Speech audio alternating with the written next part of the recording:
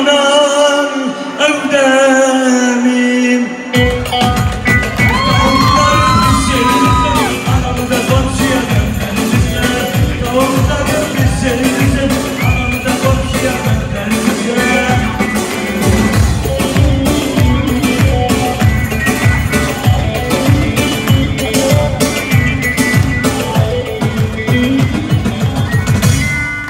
Akşama geleceğim, akşama geleceğim. Anahtarlar nerede? Anahtarlar pencerede, tavuklar pişer pencerede. Anahtarlar pencerede, tavuklar pişer pencerede.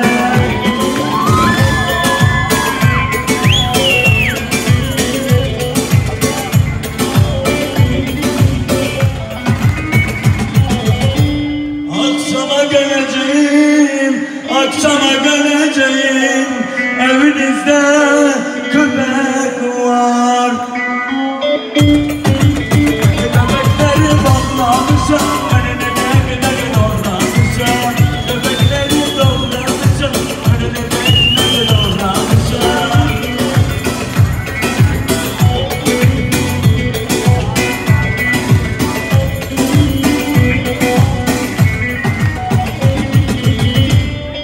Arkadaşlar göreyim.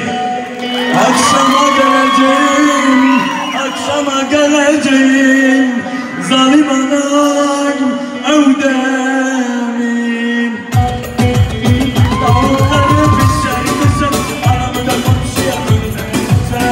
Tavukları pişirirse anamı da komşuya gönderirse.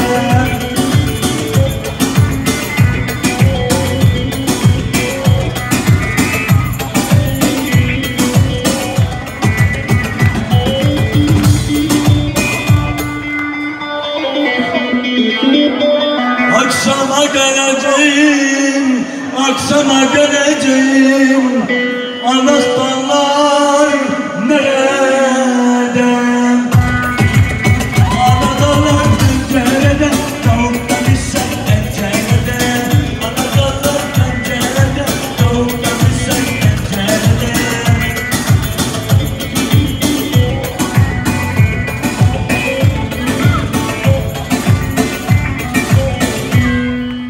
Akşama geleceğim, akşama geleceğim. Evinizde köpek var.